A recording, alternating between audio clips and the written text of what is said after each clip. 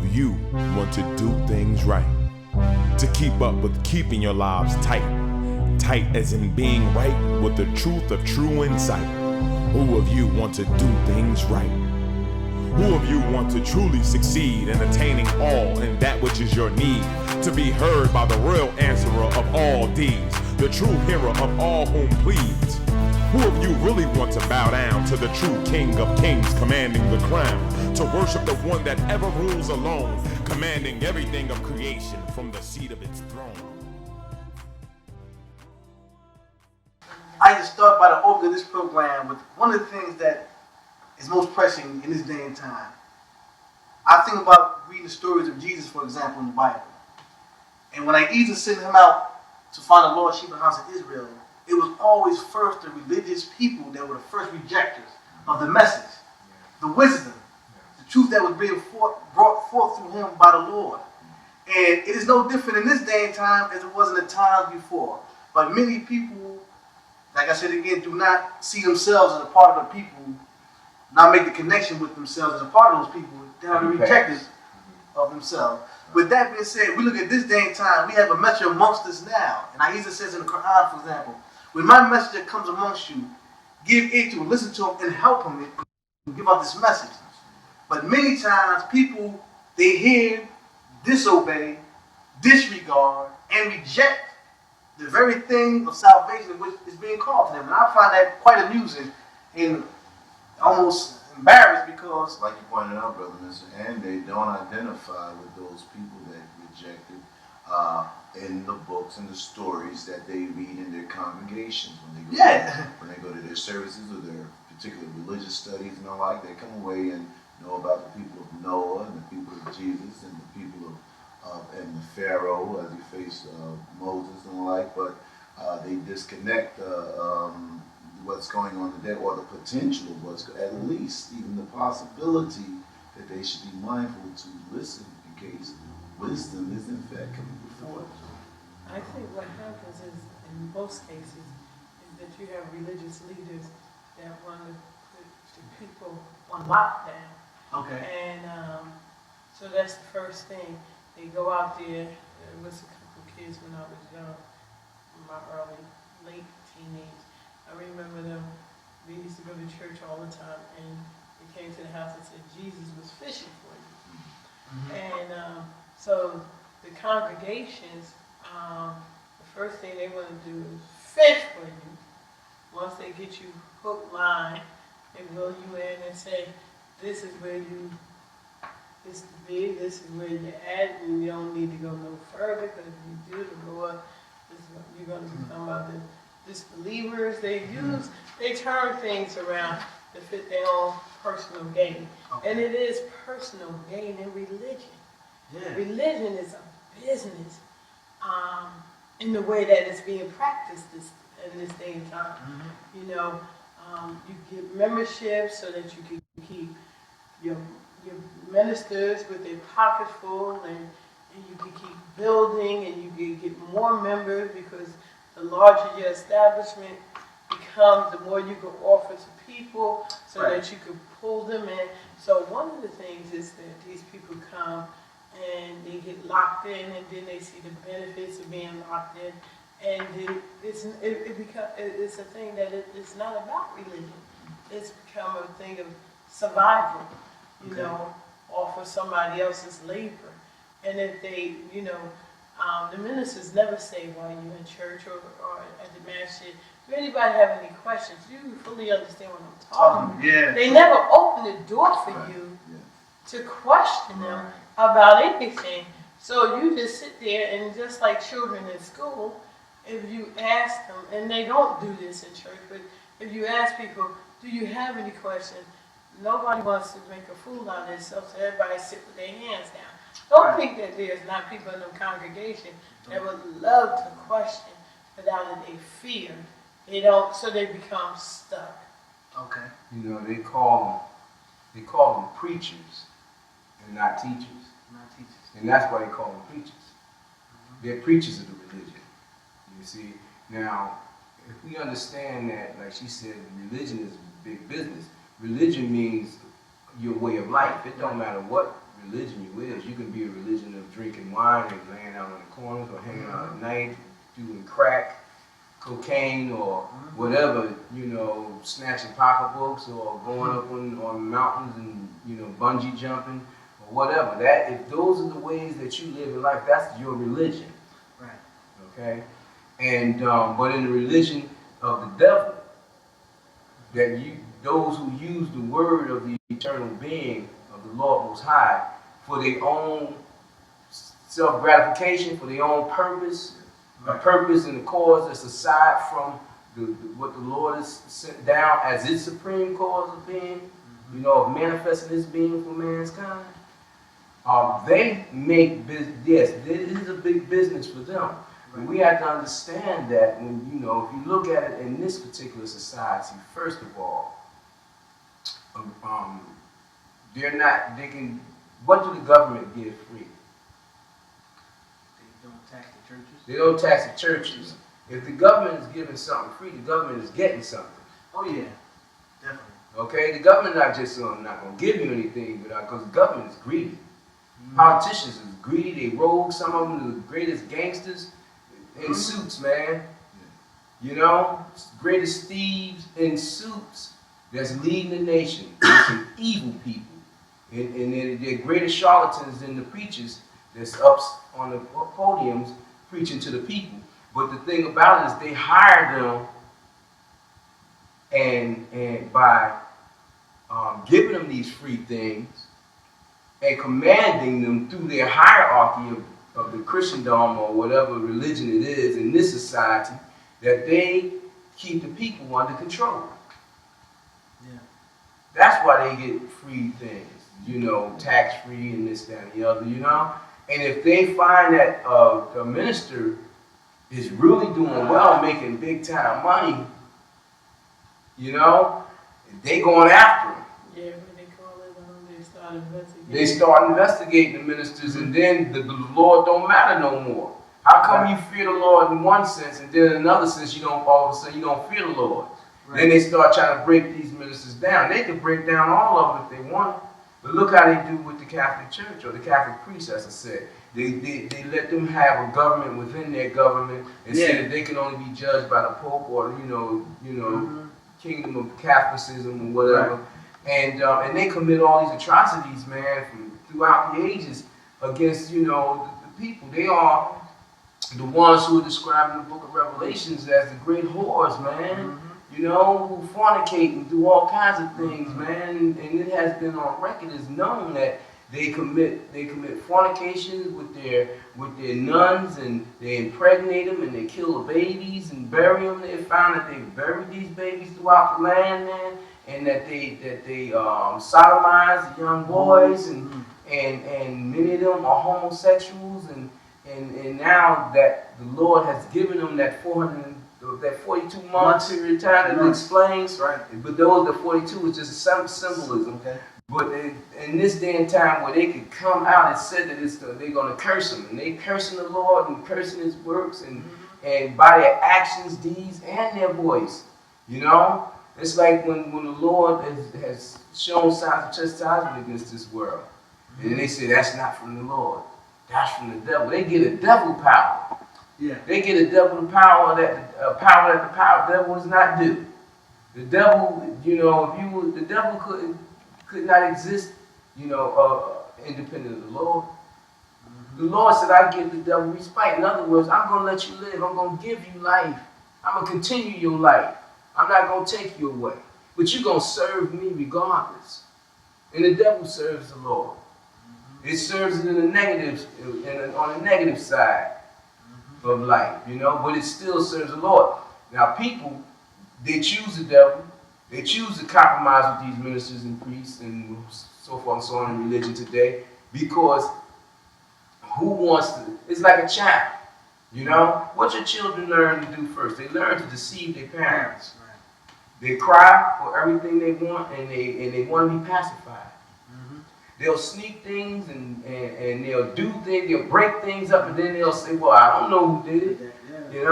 If you have more than one child, if you have a group of them, you're really in trouble, because they'll break things and you'll never find out who did it. You know, everybody got the I don't knows. I don't know. You know what I mean? And but that's the way of the world. They're, how can I say it? They are slaving the people and controlling the people, and marching them like the Pied Piper to places of unknown for their demise. You know. But these people who are aware that who are enslaving the people, control people, these are more aware people. You have some who are not aware as to the depth, actual depth of what they're doing. They may come to be aware, but you know, the unknowing young guy who wants to become a minister because he thinks it's really doing good, and the unknowing young politician who don't really know what that religion of politics is all about. You know, they go in, they might have a sincerity that's gonna be sacked if they don't go against the mainstream, the main line of what's already set up in this society, because they are the Antichrist. In Islam, Christianity, Hinduism, Buddhism, Taoism, all the religions have gone astray and have become of the Antichrist. And being Antichrist meaning anti-eternal being. You know, anti being against the eternal being. You know, being against that which Jesus was for, which Muhammad was for. And Muhammad, the Muslims will tell you, the Arabs will tell you that Christ with Muhammad was Nur or Noor, which means the light, the Christ, the crusher, the same thing. You know, and they are against that. They are for compromise and ease in the lower things of life in this world. You know, so you don't put no hardship on me. I don't want to be on trial. I just want all the self-gratification. I want all the things that make me feel good. I don't want to work for those things. I don't want to give my money to the Lord. And by them going against the Lord makes them blind. He says it will. He says, I'm the one that guides you right, and I'm the one that leads you astray. And if you come by the way of me, I will guide you right. If you go by the way of defiance of my being, I will lead you astray, and I will let you have hell. And you become the fuel of fire, my fire in hell. As you talk about those who desire the lower world, you know, the people that desire the lower world.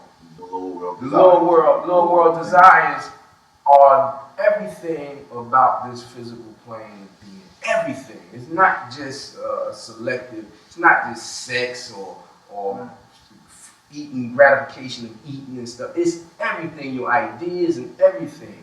You know, because there is a higher realm. The Lord has said that it's very clearly that this life is but a trial for man. You know, we sat down here as a trial. It's been told in so many nations and so many ages of time, to so many people, through so many prophets, even those who are not even in history anymore. You know? And see, people have a tendency to think man is 6,000 years old. That's what we used to believe until they found a man that was older than 6,000 years old with a leather suit on and staff and everything. Just hooked up, right?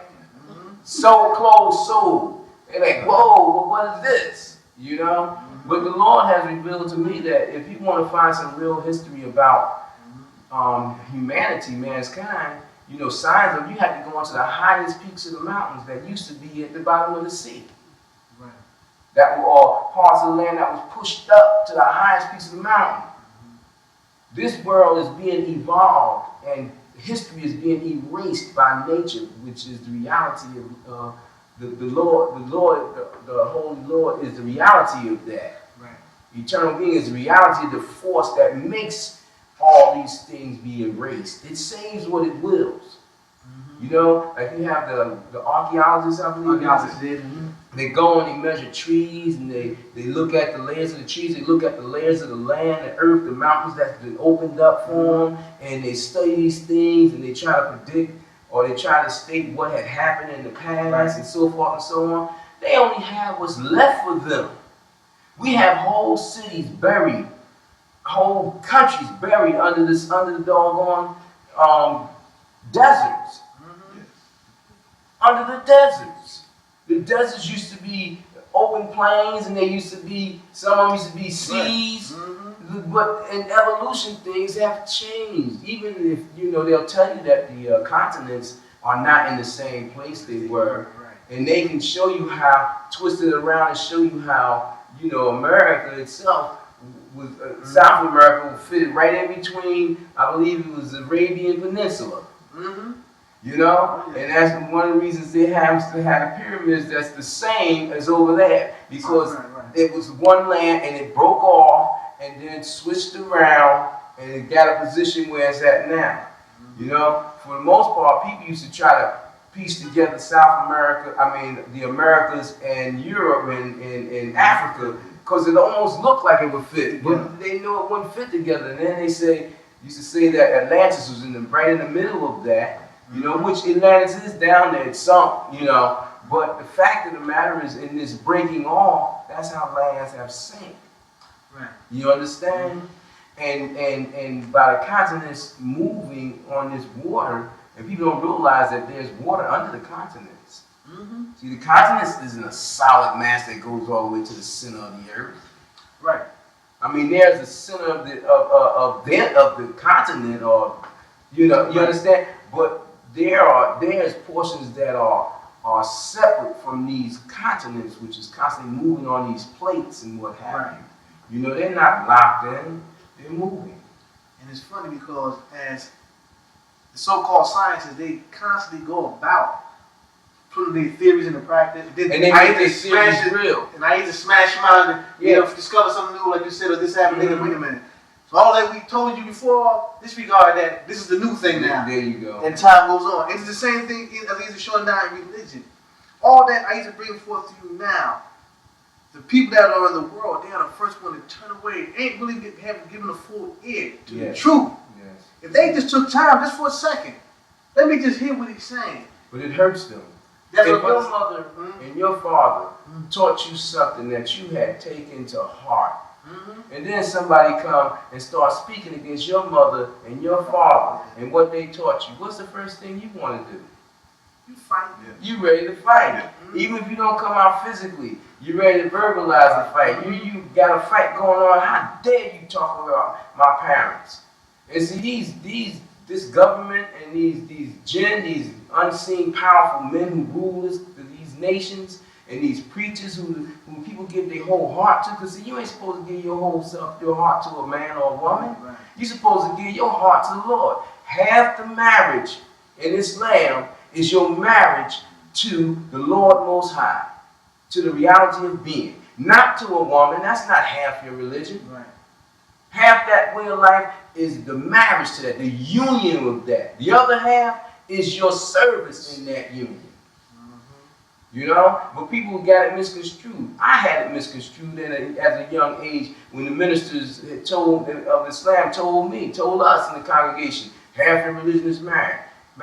And I went out and tried to save myself from the ways of the devil and married someone who didn't even believe. Because somebody else told me that she was a beautiful person, the best person I could ever find, and as a young man, naive, listening to my relatives, because those who I trusted, my mother and my sisters, and they appreciated this young lady. And man, I caught hell. What a good trial. I got beat down for 9 years. Beat up, tore apart, because I tried with all my heart to give my heart to this woman and have this marriage that I thought was right. But in all this, my Lord saved me. He let me give it all up, let her smash me out, let her burn me, and cause me to run to it. I ran beyond what I knew of myself to it. I gave up in my prayer. I gave up completely. And see, that's where we have to go. Sometimes it takes the worst of the worst to make you give up yourself completely, out of complete frustration, out of complete torment. To give up completely, like, that's it. I'm finished with life. Lord, take me to you. Take all these trials. I can't handle this anymore. This is too much for me, and I've tried. You have made me think I'm smart. But I can't handle this. Right. So she was a good one for me. I thank the Lord because I asked the Lord foolishly, which turned out to be a saving thing for me also. I asked the Lord to bless me with her, to make her right for me. And I thought, in my mind, I was thinking in terms of making her righteous. You understand? But I fell victim to that, like that guy who had that. No, I'm not gonna tell that joke. You have to be careful of what you ask for. You know, you have to be careful what you ask for because you ask for things sometimes and you don't understand what you're asking for. You know, I can't do that joke on TV. But even in that truth that I just spoke for now, it's part of the reason why people have been rejected. Wait a minute, you saying what? Religion, marriages. Yeah. See, that breaks the falsehood. Yeah, because they've been told so many times. Right. Marriage is half religion. But what is marriage? Marriage is being intertwined with something. Right. You put two sticks together and tie them up. They're married. Now you have to understand what the Lord is saying when it says marriage is half your religion. I chance to say, like what I found in the translations of the Holy Quran, that there's a lot of things not translated. But I chance to say that if somebody who know Arabic should look and see if it say marriage to the Lord. I don't know. It might say that in there. But the Lord shocked my world when it showed me how the so-called true believers who allow these translations to go would just straight out misinterpretation, mistranslation. I'm like, how could they miss that? How could they allow this to be? Well, you have that compromise. You have that, I don't really want to do this. So, okay, you wrote it. I'm not responsible. I'll go to the Lord and say, hey, I didn't know. This is what they allowed, so be it. Lord, might fear be a factor too? Then fear of another man, fear of people, fear of the devil. And fear of the devil is a service to the devil. And the Lord says you should fear none but me, none but it. But see, people, if they keep fear of the Lord of things on such a low level, they can't help but fear other things. If you don't understand that the Lord, that the Creator, that the eternal, infinite being is the real of all these things that's in life, that it is the thing that makes things move, act, vibrate, breathe. You understand? If you don't realize that it is the essence and the reality of those things, then you're going to fear those things. You have to. But if you come to understand that it is the great force behind it, it is the mover, it is the one that makes these things be and make these things do, then you will fear it above that thing that is that it can make do to you. You see, if I get in trouble, I don't be afraid of the men or the animals or what have you. I'll be like, oh Lord, oh Allah, oh Ahezaah. We go, see, as a child I say, ah! Now when I say, ah, I'm calling Allah. Now you know. Now I know that Allah is the Lord.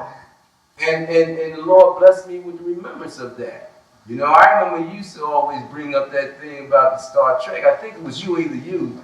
You used to tell me about the lady or the man said, I can't speak your language, but I'm going to speak to you in the universal language. And he just said, ah! And I know people that just went over people's head. Because I is the one. When you go to hell, you say, yeah! You're talking about, yeah! Yeah! When something scary you, when something feels real good to you, it's always and L is the, so L is the, and I is the satisfaction or the complete frustration or fear or whatever thing to be feared you is the I. The Lord, Holy Queen Mother, when you hear wisdom like this, and what motivates a person then when you hear clear wisdom, maybe not even threatening wisdom, whatever the there's two things that transpire. First of all, most people of the so-called religion, the religionists who studies the Bibles and the Vedas or whatever, these so-called holy books, and they worship people and things, you know, because they Muslims, they idol worship, and Christians idol worship, and sometimes people idol worship don't even know they idol worshiping, and they'll charge you, like a brother had said back in 1975, you know, when Elijah Muhammad passed, he said, you know, I call you to do away with all religious symbols, right?